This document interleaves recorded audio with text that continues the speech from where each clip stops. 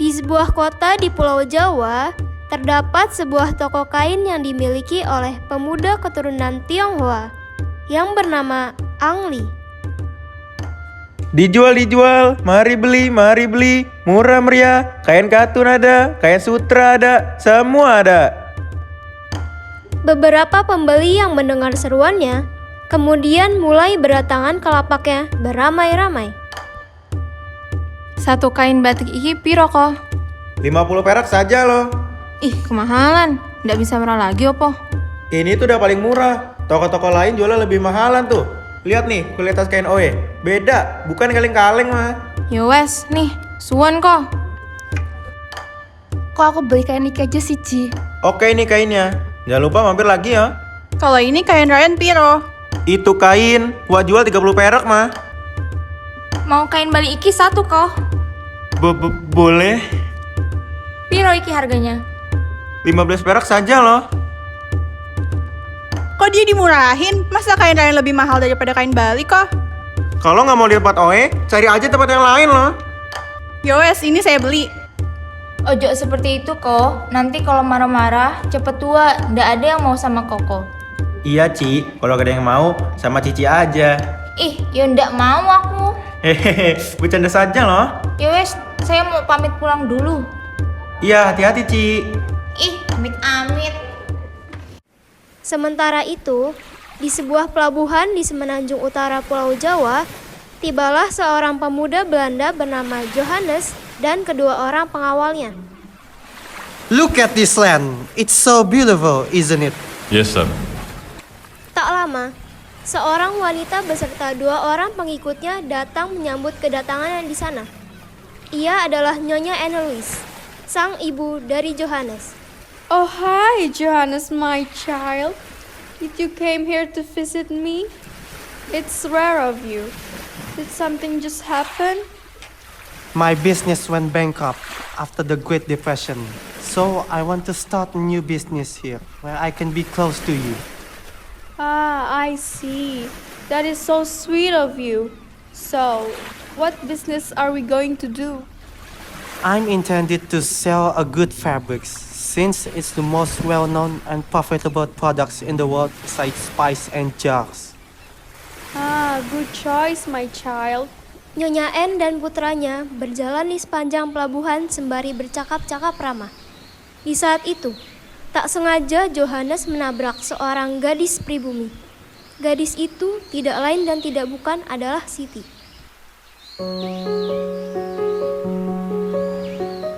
Johan, jangan pegang-pegang barang murah itu. Maaf tuan, Nyonya, saya tidak sengaja.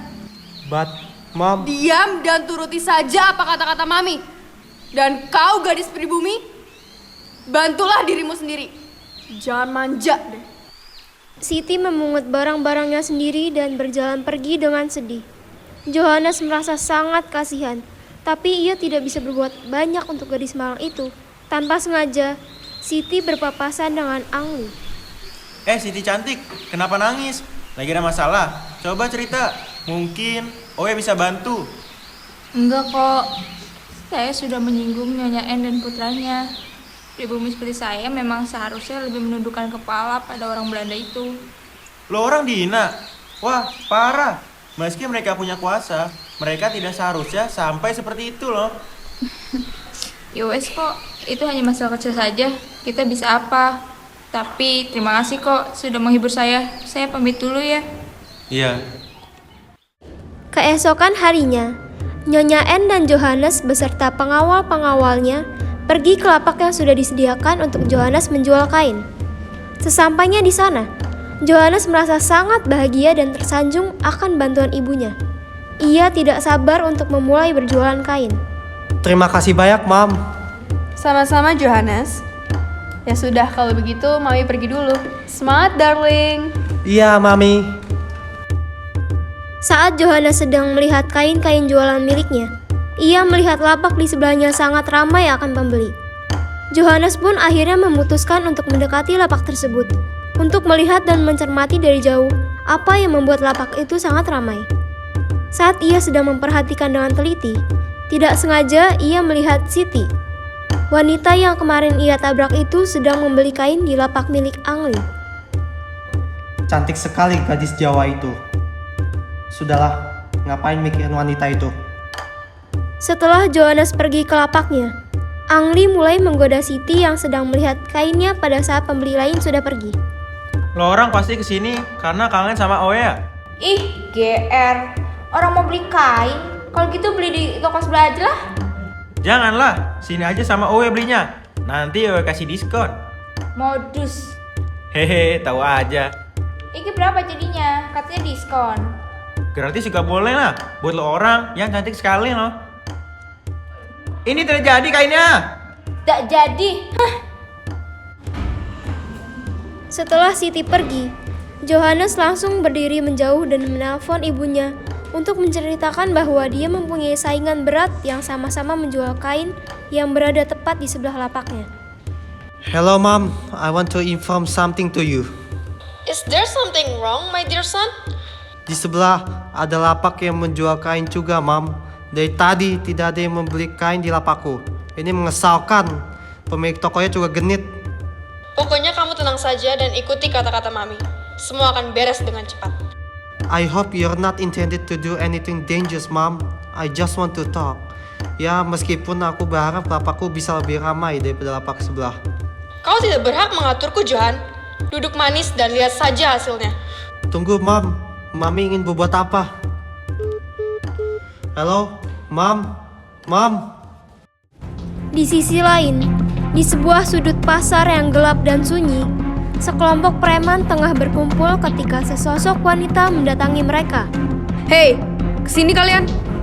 Aku punya tugas untuk kalian. Tapi dia tidak kecil.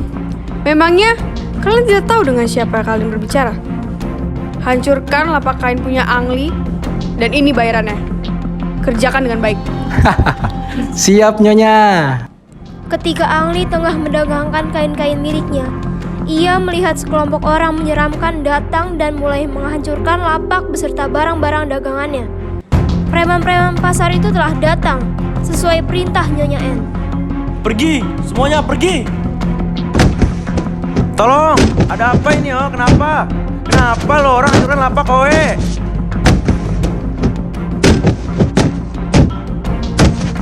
Preman-preman itu pun langsung pergi dari lapak Angli setelah mengancamnya. Johannes yang menyaksikan pemandangan mengerikan itu hanya bisa diam tidak berkutik. Di sisi lain, Nyonya N yang mengintip di ujung pasar tersenyum dengan sadis, menyaksikan bagaimana rencananya berjalan dengan mulus. Sepertinya rencanaku berhasil. Setelah preman-preman pasar itu telah pergi, Angli berusaha untuk bangun kembali dengan susah payah. Dengan perasaan terkoyak-koyak, ia melihat satu persatu dagangan kain-kainnya yang sudah rusak akibat para preman tersebut. Ya Tuhan, apa salah Oe? Gini amat Oe jadi pedagang kain. Lapak kain Oe. Gimana Oe bisa hidup sekarang? Siti yang baru saja menyelesaikan pekerjaan menjahitnya dibuat kaget menyaksikan kondisi Angli yang mengenaskan. Ya ampun kok. Apa yang terjadi? Lapak kain Oe. Preman-preman pasar gak ada hati loh, teganya. Bagaimana Oe bakal makan? Bisa mati Oe. Ini pasti perbuatan putranya Nyonya N. Siti tidak tinggal diam. Dengan segera ia bergegas pergi ke lapak kain Johannes dan melabraknya. Kau kan yang sudah menghancurkan lapaknya Angli, Johan. Apa maksudmu? Saya tidak melakukan apapun. Lagi pula, mengapa kau membela orang asing yang kau anggap jijikan sikapnya itu? Dia itu bukan siapa-siapa. Jangan berbohong. Kepura-puraanmu itu jauh lebih menjijikan. Dan jangan sok tahu soal kehidupan orang lain. Angli itu orang yang bekerja keras dan sabar. Dan dia tidak akan melakukan cara kotor sepertimu. Johannes hanya bisa merunduk terdiam. Para pengawalnya langsung bergerak menahan dan mengusir Siti pergi. Lepaskan saya. Sementara itu, pengawalnya yang menyaksikan kejadian itu pun langsung melaporkannya kepada Nyonya N. Halo, Nyonya. Gadis pribumi itu berulah lagi. Apa yang harus kita lakukan sekarang? Apalagi, singkirkan dia. Hanya satu gadis penjahit saja, bisa apa dia? Siap, Nyonya. Setelah mendengar perintah tersebut, Sang pengawal segera mengambil senjatanya dan bersiap untuk mengakhiri Siti. Sebelum Johannes sempat menghentikan pengawal-pengawalnya, Angli tiba-tiba muncul di antara mereka. Berhenti! Hei Johannes, kamu harusnya sadar loh kalau apa yang kamu lakukan itu salah. Kamu tidak boleh iri sama orang lain sampai kamu menghancurkan lapak milik orang lain. Yang kamu lakukan itu kotor. Tidak seharusnya kamu melakukan itu. Kamu mempunyai otak yang pintar loh. Seharusnya kamu bersyukur dan berusaha dengan cara yang benar. Maka semua orang yang akan menyukaimu dan usahamu tidak akan sia-sia. Johannes yang mendengar itu merasa tertegun. Ia mulai tersadarkan bahwa selama ini dia telah dibutakan rasa iri dan termakan hasutan ibunya. Tidak seharusnya ia mengikuti arahan ibunya yang tidak baik. Tidak seharusnya ia membiarkannya. Angli, terima kasih sudah menyadarkan saya. Seharusnya saya tidak terhasut oleh omongan Mami untuk menghancurkan lapak milikmu. Terima kasih juga Siti karena kamu sudah mengingatkan saya juga. Tanpa Johannes, Angli, dan Siti sadari, ketika Johannes tengah meminta maaf, pengawalnya segera menjauh untuk menelpon Nyonya N dan mengabari kejadian yang sedang terjadi. Tak lama setelah panggilan tersebut, Nyonya N datang dengan wajah kelam penuh amarah dan berteriak keras memanggil putranya. Johannes, apa yang kamu lakukan? Kenapa kamu meminta maaf? Untuk apa merendahkan diri kita di depan orang rendahan seperti ini? Mom, tidak. Ini saya hanya menjelaskan kekeliruan apa yang sudah saya lakukan. Hovedom! Anak bodoh! Kenapa kamu melakukan hal rendahan semacam itu? Derajat kita lebih tinggi daripada mereka. Mom, tenanglah. Kita tidak seharusnya bersifat seperti itu. Semua manusia itu sama, Mom. Meminta maaf bukanlah suatu hal yang buruk, Mom. Tetapi mereka akan menjadi saingan kita di dalam bisnis jualan kain. Tidak usah khawatir, Mom. Di Belanda, banyak jenis usaha dan bisnis yang sama, tetapi tidak saling bersikut. Kita bisa memilih jalan yang benar. Benar yang seperti Johannes bilang. Semua rezeki sudah diatur, tidak perlu khawatir dan saling menyakiti, Nyonya. Baiklah. Saya mengaku salah. Maaf karena sudah menyuruh menghancurkan lapakmu, Angli. Iya, Owe maafkan Nyonya. Semua manusia pasti pernah berbuat salah. Dan Owe juga mohon maaf kepada Anda Nyonya. Mari kita saling menghargai dan hidup rukun.